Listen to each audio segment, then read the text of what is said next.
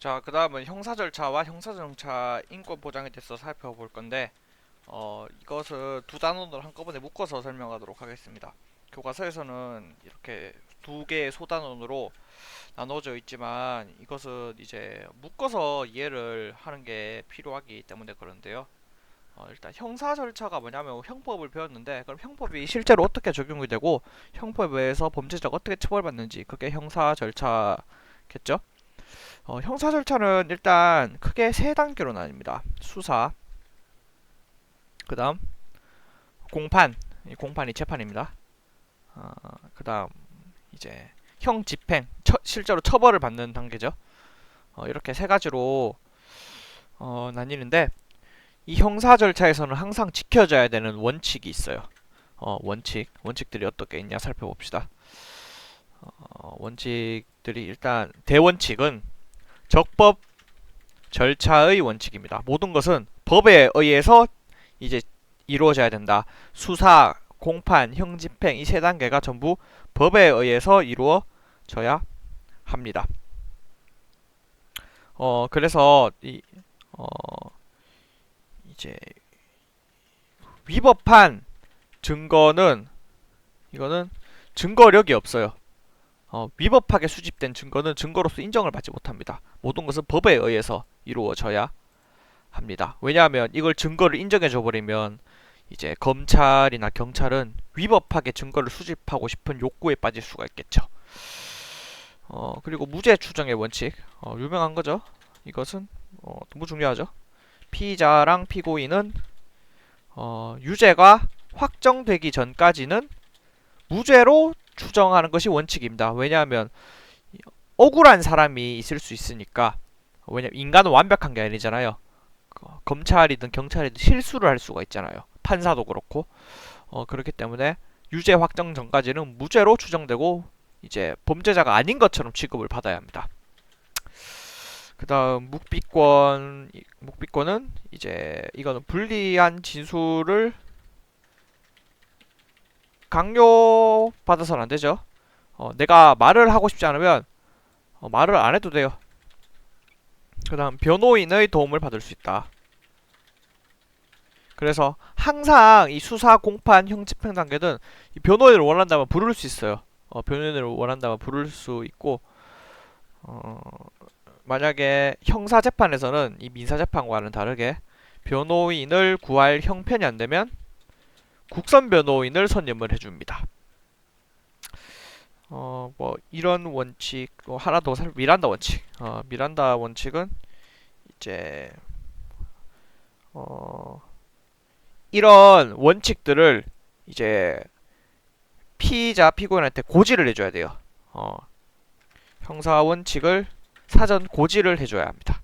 이게 고지가 알려주다죠. 미란다 원칙입니다. 그리고 뭐, 네.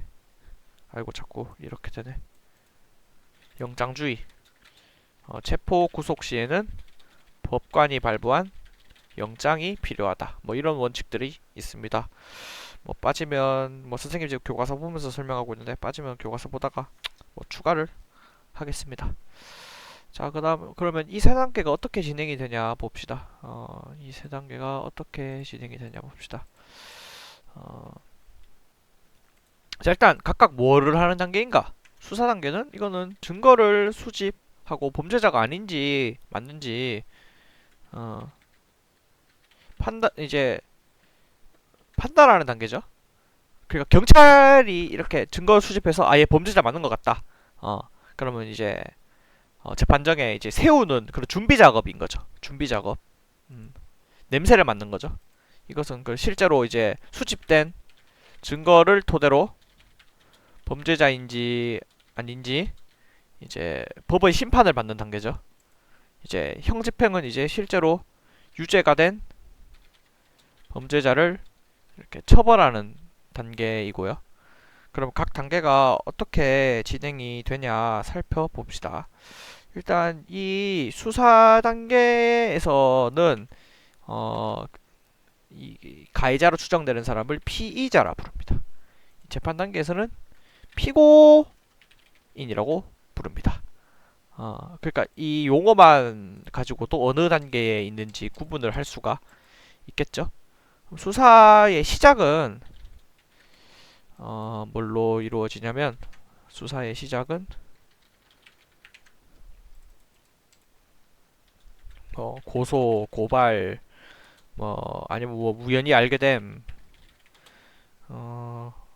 등등등등등등이 있을 수 있는데요. 신고, 등등등등.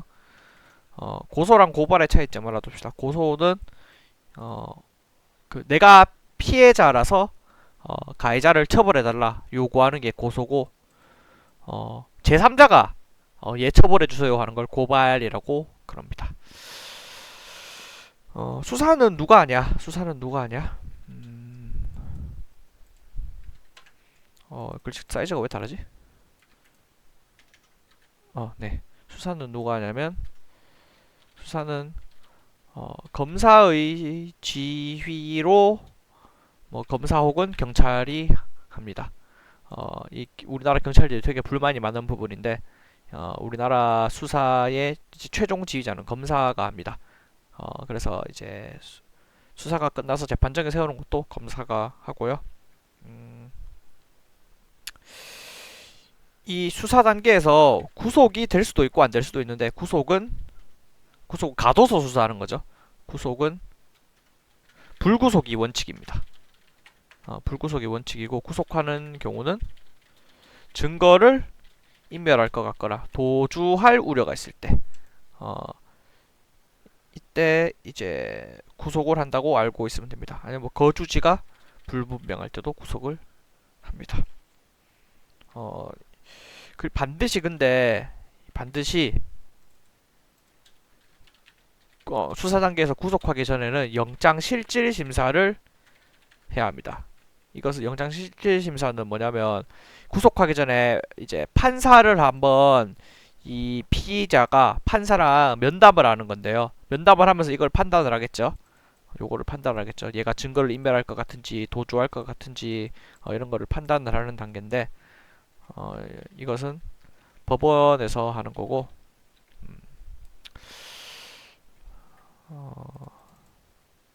법원에서 하는 거고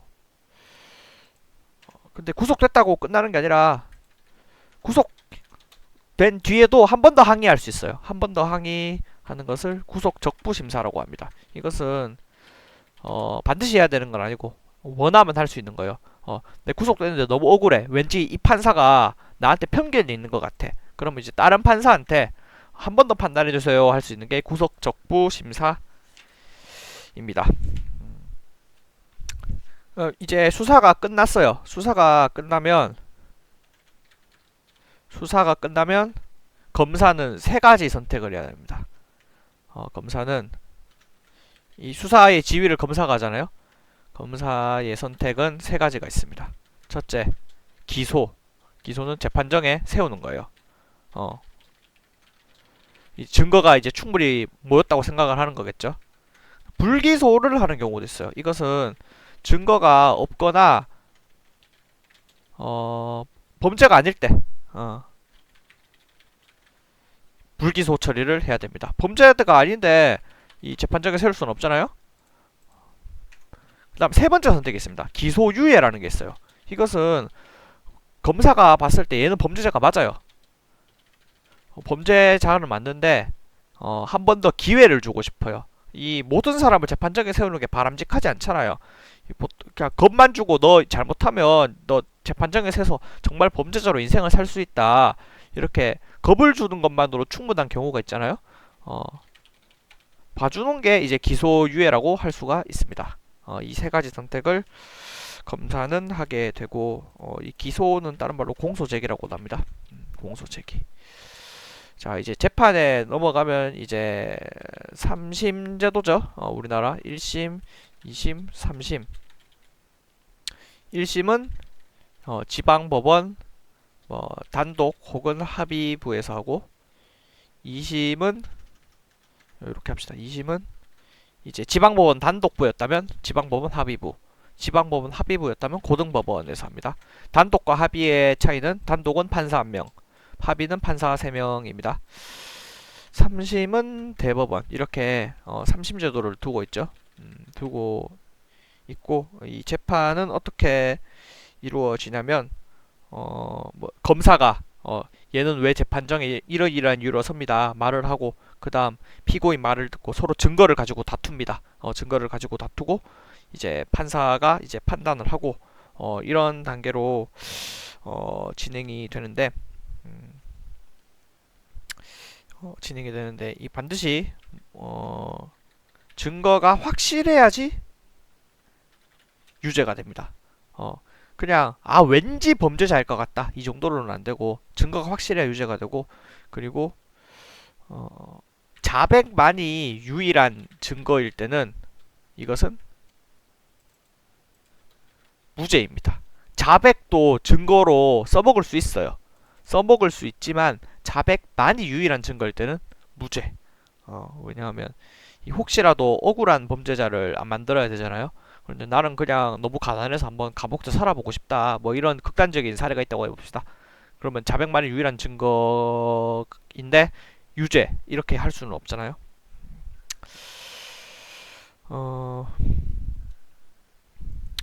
네, 이때 검사가 이제 어떤 얘는 형을 뭐 사형을 받아야 됩니다. 이렇게 요구하는 거를 구형이라고 합니다.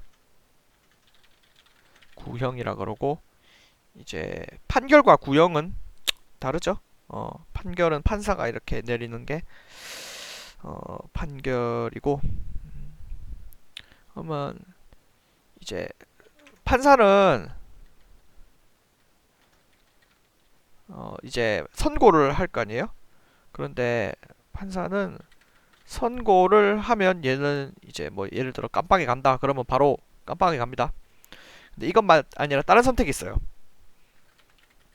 선고유예라는 것도 있고 집행유예라는 것도 있어요. 기소유예 봐주는 거라고 그랬죠. 이 둘 다 봐주는 건데 다릅니다. 선고유예는 이 가벼운 범죄에 대해 선고를 유예하는 건데 유예 기간은 반드시 2년입니다. 2년이 지나면 선고가 없던 일이 됩니다. 선고라는 게 뭐예요? 선고라는 게 이제 너는 범죄자다. 유죄 혹은 무죄 이거를 말을 하는 게 선고잖아요. 근데 선고유예라는 게 나올 무죄면 바로 무죄라고 선고를 해야겠죠. 얘가 유죄니까 선고유예를 하겠죠. 근데 너 유죄라고 내가 판사가 말을 하는 것 자체를 없던 일로 해주는 거죠. 집행유예보다 선고유예가 훨씬 이제 피고인한테 좋은 겁니다. 집행유예 역시 이거 가벼운 범죄에 대해 집행을 유예하는 건데 이 말은 선고는 했다는 거죠. 너 범죄자. 그러니까 얘는 전과가 있는 거예요. 범죄자라고 말은 했지만 집행. 이 형을 집행하는 거 있죠. 이거를 집행을 빌어주는 거예요. 이 집행유예는 여기서 선고유예는 반드시 2년이냐 집행유예는 기간이 서로 다릅니다. 집행유예는 기간이 경과하면 집행을 다 한 것으로 쳐줘요. 그러니까 예시 집행 징역 2년 집행유예 3년이라고 해봅시다. 그러면 원래는 얘는 징역 2년을 살아야 되지만 집행유예 3년이 붙었죠. 그러면 이 3년의 기간을 얘가 사고 안 치고 잘 살면 징역 2년을 산 걸로 쳐주는 거예요. 실제로는 안 살았지만 그런 소리고 이제 형 집행은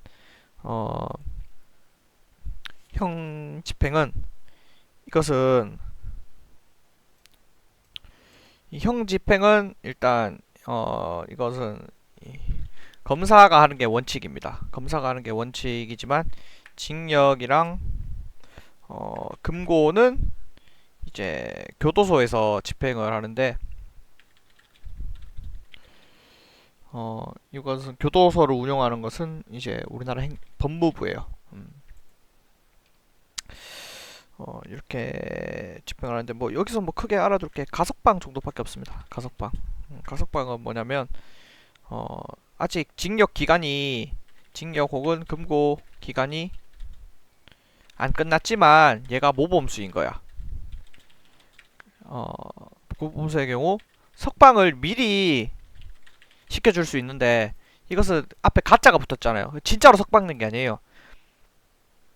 이 범죄자가 밖에서 사고를 치면 다시 백투더 감옥을 합니다. 다시 감옥으로 돌아옵니다. 뭐 이렇게 살펴볼 수 있고 몇 가지 더 살펴볼 게 있습니다. 더 살펴볼 게 있는데 일단 약식 명령과 즉결 심판이라는 게 있어요. 이것은 간단한 사건, 벌금형 미만 사건에 대해서 정식 재판 없이 형을 선고하는 것을 약식명령 즉결 심판이라고 하는데, 벌금형 미만으로 정식 재판을 받는 거는 이것은 이 행정적으로 낭비기도 하고 이 가해자한테도 사실 정식 재판은 고통스러운 일이잖아요. 어차피 나는 범죄가 확실한데 그런 경우에는 간단하게 선고를 하는 건데, 약식 명령은 이것은 검사가 하는 거고 즉결 심판은 경찰서장이 하는 게 즉결 심판입니다.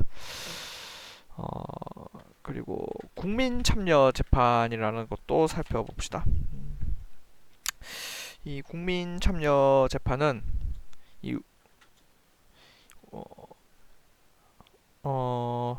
피고인이 원하는 경우에 할 수 있는 형사재판인데, 형사재판에서만 국민참여재판이 도입되어 있는데 이것은 배심원 제도예요. 배심원 제도가 뭐냐면 이제 일반 시민들을 상대로 뽑아서 뭐 배심원은 만 20세 이제 보통 사람을 랜덤으로 뽑아서 유죄 무죄를 가리는 건데, 이거 도입한 이유는 뭐겠어요? 도입한 이유는 이제 형사재판의 이제 민주성을 이제 늘리려고 하는 거겠죠. 왜냐하면 이 보통 시민들이 참여하는 거니까, 판사들은 시험 쳐서 된 사람들이잖아요. 이 사람들도 훨씬 민주적으로 이렇게 마치 고대 그리스처럼 범죄자인지 아닌지 판단을 해보자 이건데, 이 중요한 점은 배심원의 결정에 구속이 안 된다. 우리나라는 배심원들이 뭐 예를 들어 유죄라고 했어도 판사는 무죄라고 낼 수가 있습니다. 그런데 이 국민참여재판이 도입된 이유가 있기 때문에 대부분의 판사, 거의 90% 이상은 배심원의 결정을 존중을 합니다. 그리고 배심원의 결정과 다른 결정을 내렸다면 반드시 그 이유를 판결문에 적도록 되어 있습니다.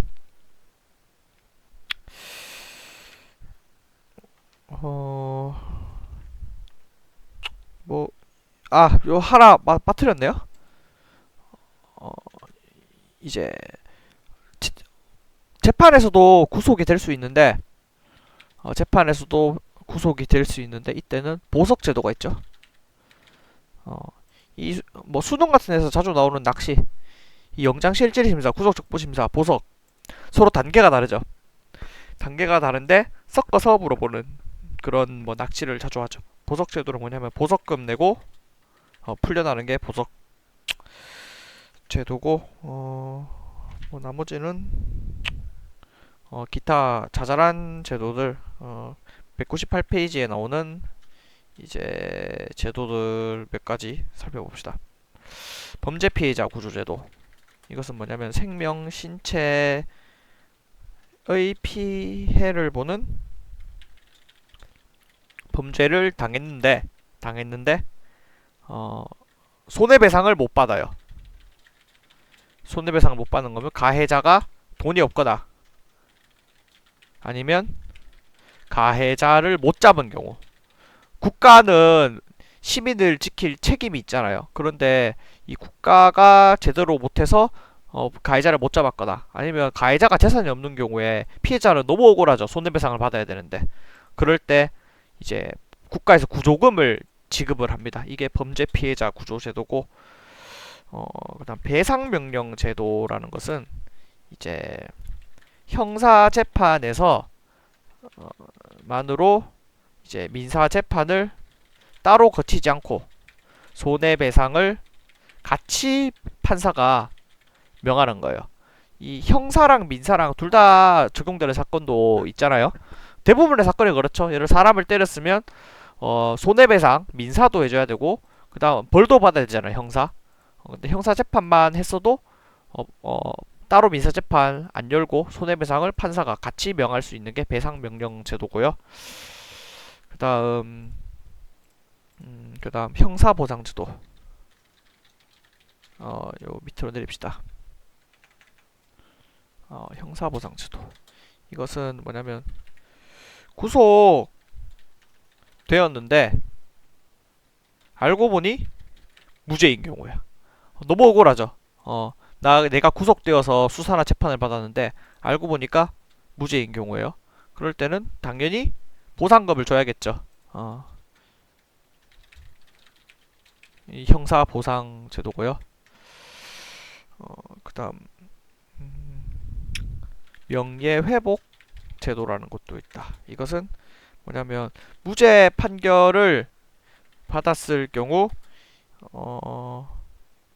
이제 무죄임을 국가가 알리는 제도가 명예회복 제도인데 법무부 홈페이지에 이제 무죄 판결을 받았는데 이제 그 재판을 받는 동안은 유죄인지 사람들이 알 거 아니에요? 법무부 홈페이지에 그 사람 명예를 회복하기 위해서 무죄임을 국가가 반드시 게재하도록 되어 있습니다. 그렇게 알리면 이제 뭐 언론들도 이렇게 알려주고 하겠죠.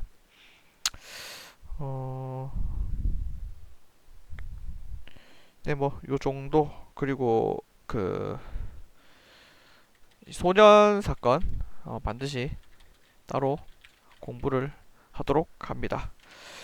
그리고 이 파트는 굉장히 뭐 크게 어려운 내용은 없는데 보면 내용 양이 많아요. 양이 많고 헷갈리게 되어 있기 때문에 자기가 한번 노트에 따로 노트나 A4 용지에 따로 정리를 한번 해보는 것이 필요합니다. 반드시 반드시 해보고 각 제도들이 안 헷갈리도록 이렇게 공부를 해보고 네 이상입니다.